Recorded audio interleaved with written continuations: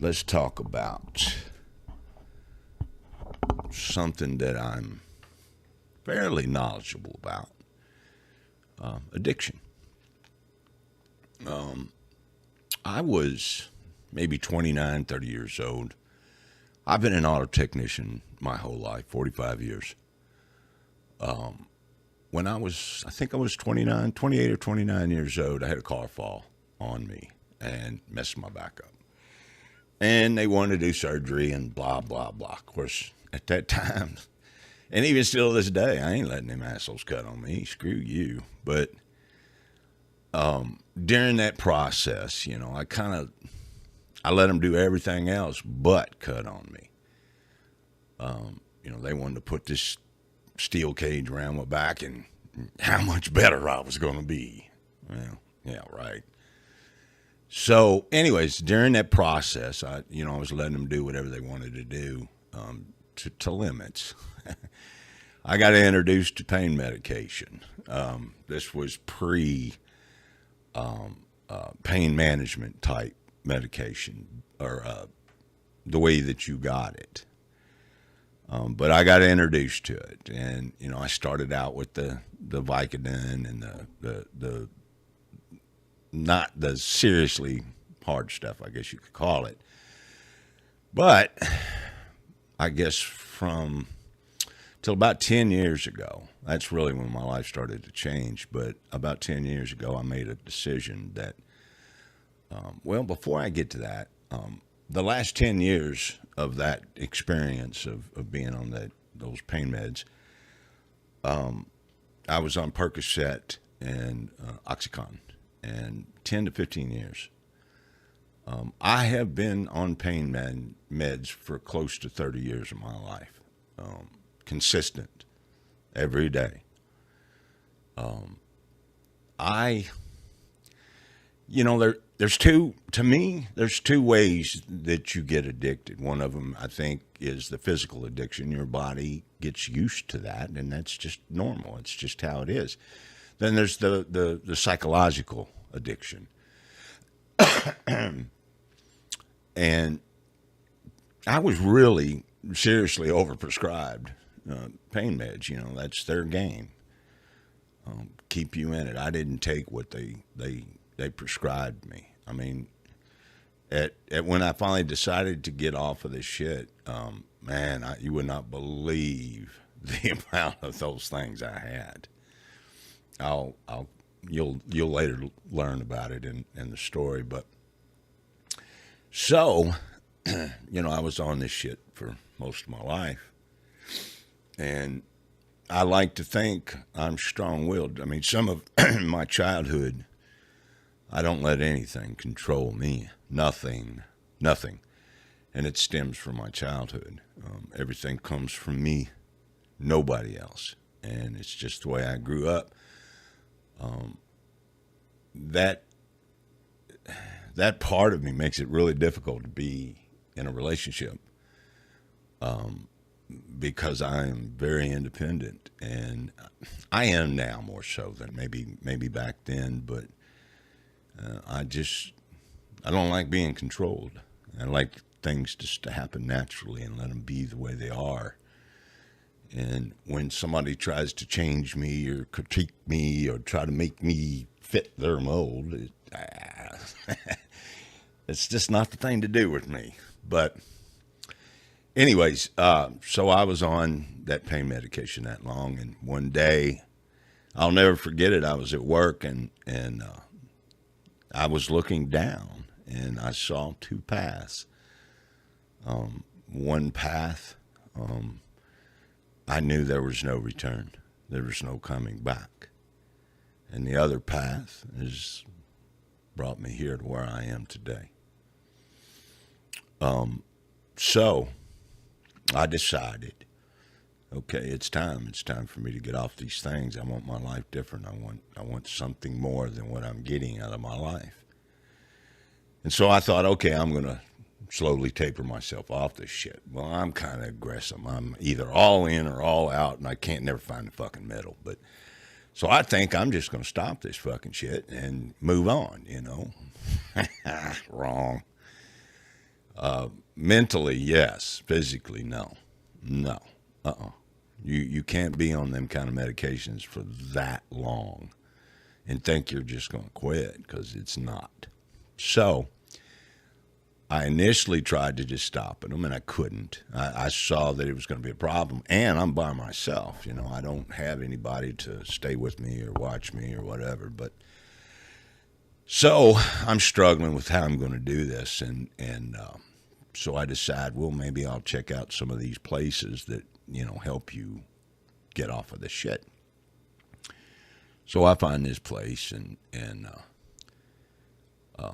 I go and visit it, check it out, and set up an appointment and go in there. And this place, I didn't realize at the time, but they're not used to getting insurance. They're used to dealing with people that have no money. That's what they're used to. And it was a pretty nasty fucking place, to be honest with you. That I had to make up my mind that I had to get what I could get, and my purpose of being there was to get off of those meds. So everything else was secondary, and that place was a fucking shithole. It was terrible. It was terrible, terrible, terrible. So before I go in, I explained to these people that, look, I don't have a lot of time to do this. This is going to have to be a crash course. I have a life. I have a job. I have a house at the time. I had, all the bullshit. But I'm trying to explain to them, I don't have that kind of time. This is going to have to be 2 weeks, and this is going to have to be a crash course.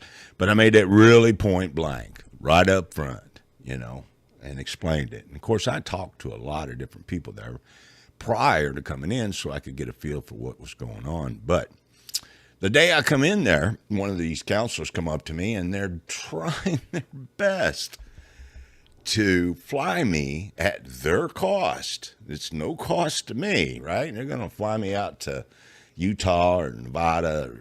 I can't remember what state it was. And to one of their, which I would almost guarantee one of their better facilities, because the one I was in wasn't. But they wanted to fly me out there. And I'm like, oh, no. Red flags were going off. There's that control thing. You're not putting me in that position. Put me in a different state and then, cause me problems is what they were trying to do. But what they were trying to do was make a poster boy out of me for their facilities, is what they were trying to do. Look, man, I'm not into all that right now. I'm into getting in here, doing what I got to do, and get out and, get back and start over my life. That's what I'm trying to do. But long story short, I didn't go. So I'm in there, and when you first initially come in there, they have a nurse that checks you all out and blah, blah, blah. Well, I had some health issues. We'll leave it like that. And so they took me over to the hospital, and I'm over at the hospital, and, I've been off that pain medication. Most of it. I'm still taking some, but it's not nowhere near what I was normally taking. I weaned myself off as much as I could prior to going in there. But I go to the hospital, and one of the doctors comes in, and he goes, "Mike, you're a mess, man." I said, "Yeah, well, imagine that." But he's watching me squirming and struggling because of my back, because of the pain. And he knows I'm in there, and I've come from, a detox facility. And I'm not going to say one of the first things he does, but I'm laying there in that bed, and he's watching me. And when you deal with something for so long, you don't pay much attention to it. But, if you're in pain and you're moving around and you're trying to get out of that pain, and he's watching me, and he sees I'm in pain, and first thing he does, gets me some pain pills. Knowing I just came from a detox center, to that hospital and going back to that detox center. So he gives me some pain medication, tells me what I need to do and all this kind of shit. But long story short, I go back. Well, when I go back, they know that he gave me pain medication. And so before they can do anything, they got to let that shit come out of me before they can do anything. So it made it kind of rough because coming off of that stuff, man, I'm telling you what, it's difficult. It's very difficult. I was doing all kinds of stuff. I mean, all kinds of crazy shit. I would kind of like wake up and I'd be standing face forward into a wall. The only way I could sleep is by walking. As crazy as that sounds, but I could sleep, but I had to be walking to do it. But anyways, I'm going through some really bad withdrawals, and nobody there compares to what I'm going through right now. And everybody's fucking eyes are on me. A lot of the people that are actually in there trying to detox. But anyways, I'm like 2-3 days into this, and there's this medicine. I forget what it's called, but they give me this medicine, and what it does is it makes all your withdrawals come at once, and boom, and then it's like it's done. You don't have to go weeks and weeks and weeks of those withdrawal symptoms. And you got to keep in mind, somebody that's been on that shit for 29, 30 years, that's serious shit. So they give me this stuff. And they give it to me like at 3 or 4 o'clock in the morning, man. I mean, I couldn't sleep anyways, but they told me it was something to help me sleep. All right. But I ended up, I took it, and I went to sleep. And maybe an hour or two, but I mean, when you haven't slept for 2 or 3 days and you get an hour or two, it feels really good. But I wake up and I come walking down the hallway, and I'm really in fucking zombie land. I have no fucking idea about anything, but I'm walking down the hallway of that place, and I'm going to go outside and smoke a cigarette. Well, when I turn the corner, you kind of walk into like a big living room area where everybody kind of hangs out, and I turn the corner, and as I do, everybody in there is fucking staring at me. And I don't really know why, and I really don't care, because all I want to do is go smoke a cigarette. And so I go towards the door to go out and smoke a cigarette. And one of the guys, he was one of the younger kids in there. He's a good kid.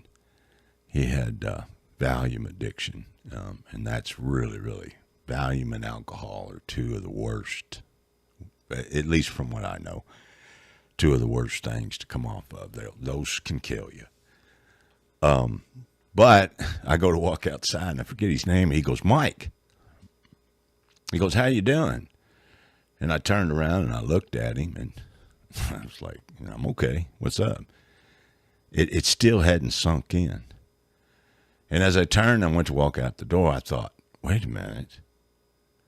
I'm not going through the withdrawals anymore. It was really fucking amazing. But I realized it. And man, I was unbelievably happy. I mean, it was great. I felt like I made that hurdle. I had superseded. I got past it, and that's all I cared. Was I made that hump. I got over it, and everything's going to be good from then on. And that was my thought. But so I'm in there, and at some point when you're actually off of that shit, you'll be starting to speak with counselors and shit like that. But so I'm speaking with one of the counselors, and I reiterate, this is going to be 2 weeks now. I don't have that kind of time. I've got a job. I've got things I got to take care of. I don't have that kind of time. But they didn't want to hear that shit. They did not. They were trying their best. They were going to make me a poster boy for that company. But I mean, I literally had to fight. Yeah, wait, I'll finish explaining the story. So I'm in there. It's on my second week, and I speak with that counselor, and I reiterate that fact. I'm not going to stay in there months and months and months. It's just not going to happen. So I finally get to the point where I'm saying, okay, it's time. I need to go on home. And so what the first thing they did, they tried to stop me. One of the very first things they did was these 2 or 3 counselors, therapists, psychologists, whatever, they took me in this room and they start their bullshit, and one of the things we were in this conversation, one of the things I said, well, I guess I can understand that you all don't realize I'm that 1 in a million. And I can understand that, but you're not going to keep me here. You're not. It's just not going to work like that. And I gave them really, for these shrinks to, when you got 3 of them kind of standing over you, staring at you and analyzing you, and I'm just not in that mood.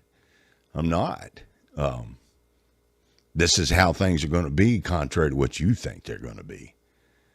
So I went through that bullshit, and of course, I'm confident those shrinks couldn't really come up with anything. I mean, they probably could, but it was going to have to be pretty serious to force me into staying there. They're going to have to pull some kind of bullshit to do it, and I don't think they wanted to. At least, not with me, anyways. So I leave out of that little whatever you want to call it, and I take a couple of days and think, and I thought, okay, and I let them know I'm going to be going home, and they have my keys, my wallet, my phone, and they say it's locked up in a safe, and they said, well, the person that has the key to that safe is not here, and so we can't give you your stuff. More fucking games with these people. So I said, okay, they'll be in tomorrow, right? Yeah, all right, I'll stay another night. Fine, not a big deal. One night's not going to kill me. Get up next morning and it's the same fucking bullshit. They're fucking playing their fucking games. So I said, look, you got an hour. And in an hour, if you don't give me my stuff, I'm either walking out that door without my stuff, but you're not going to force me to stay here anymore. I want my belongings and I'm ready to go. Now you can either facilitate that or we'll do it a different way. That motherfucker still never gave me my shit. Okay, my wallet, my keys, my phone. So I walked out that fucking door. I went to a phone. I got a phone. I can't remember. I got a phone called, shit. I forget what you call them anymore. I'm going to say it a cab, but that's going to make me that old motherfucker. I can't remember the name of them. But anyways, I had one come pick me up and take me home. And man, it was amazing to be home. To be in your own bed, your own chair, your own refrigerator, your own TV, and do what the fuck it is you want to do.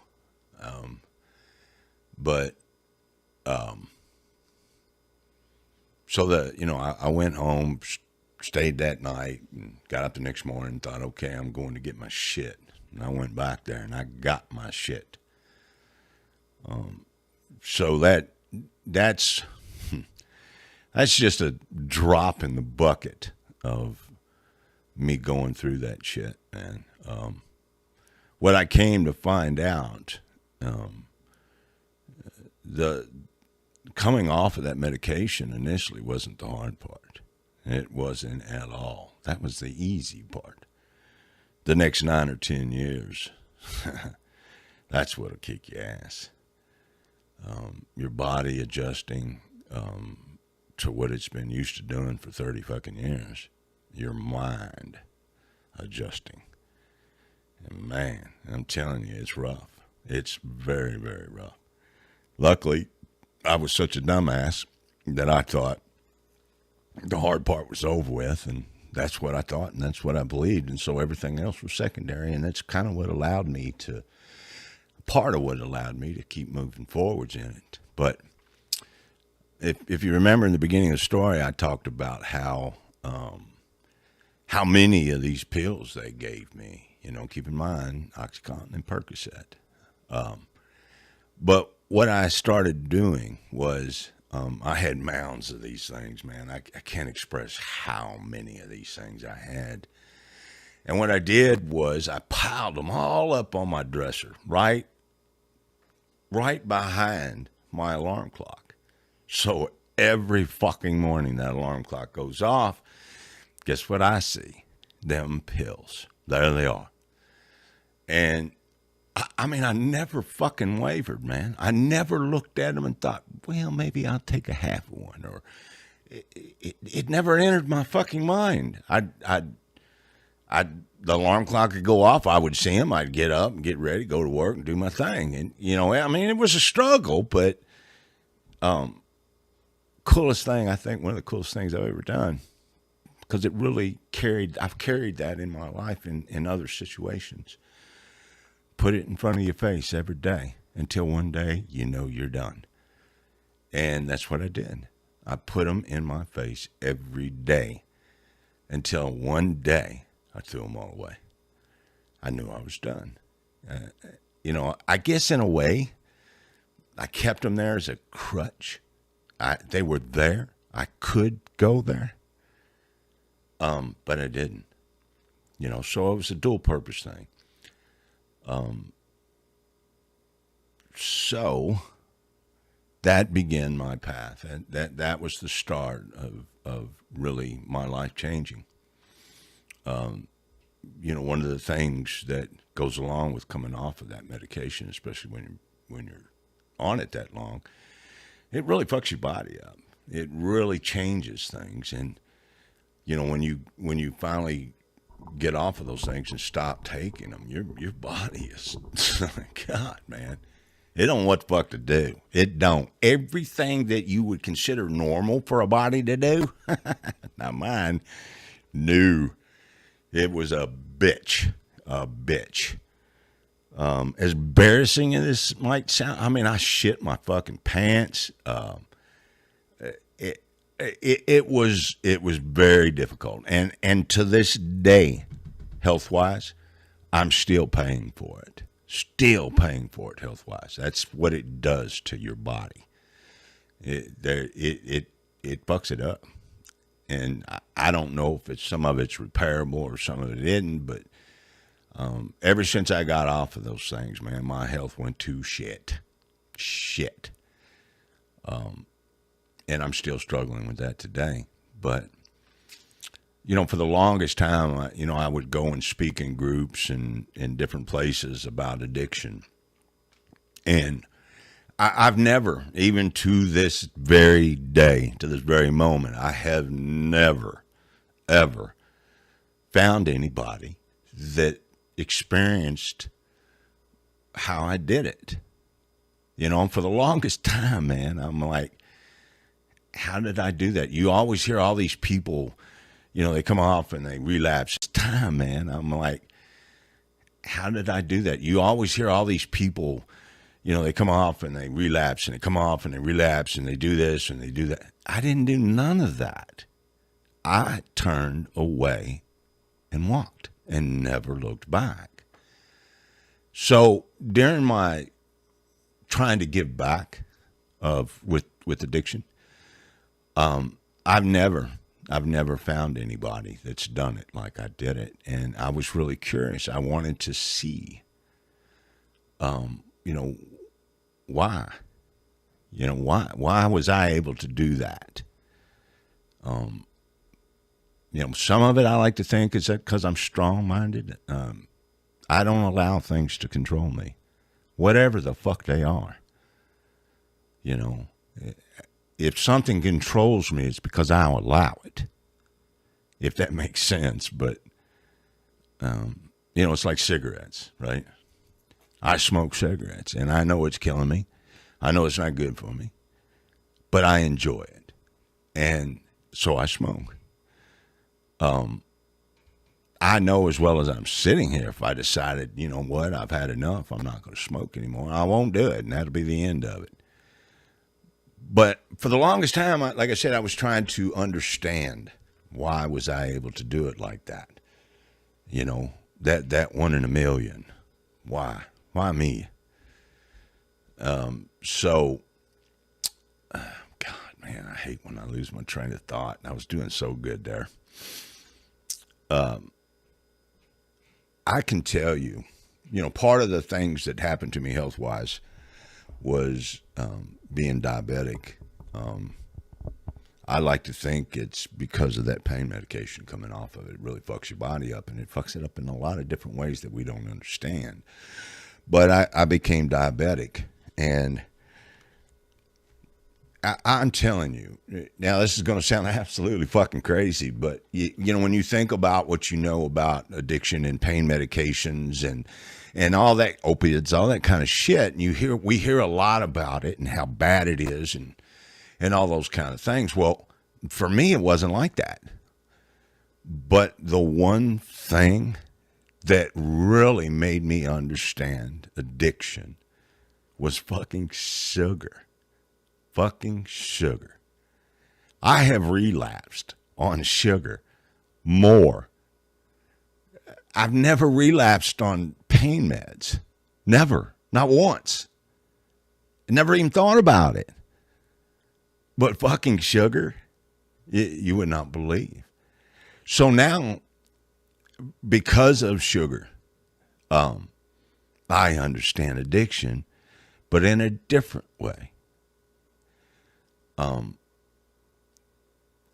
You know, sugar for me is not good. You know, it can kill me. And I'll binge, you know. It's relapsing. You'll binge on it, and you'll fucking eat all this fucking candies and all this fucking donuts and all this shit, man. And to the point, it put me in the hospital. And every time I would binge, it got worse and worse and worse.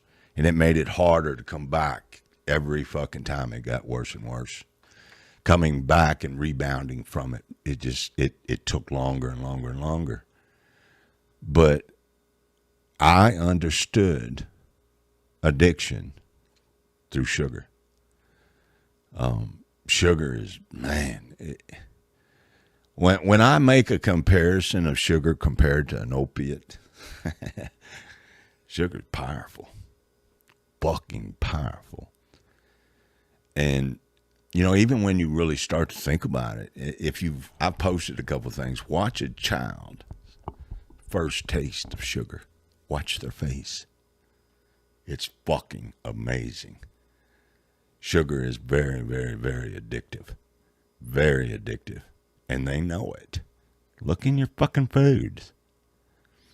You go looking in food, and you're going to find it in everything. Every fucking thing. Try to fucking find food without it. It's a bitch. It's a bitch. But that's their point. That's their whole point. It's why they put it in there. It's addictive. It is. Some of us, I don't know. Maybe, you know, at least for me. Maybe it's not for everybody, but at least for me, it was very, very, that was my drug of choice. Sugar. Imagine that. So that was, I mean, of course, there's a whole lot of other bullshit that goes along with that, but that was kind of my experience of coming off of those pain medications and addiction. It's everywhere. It's in everything. But it's really amazing. If you ever get a chance, I posted a couple of videos on my Facebook. God, that you probably can never find them with all the other bullshit I post in there, but I did it on purpose. I had found this video of a child's first taste of sugar. I mean, I think it was chocolate or ice cream. I can't remember what it was, but it was sugar. And if you saw this child's face and this child's reaction, my God, that is powerful sugar. But anyway, so that's my story. That's part of my story when it comes to that shit. So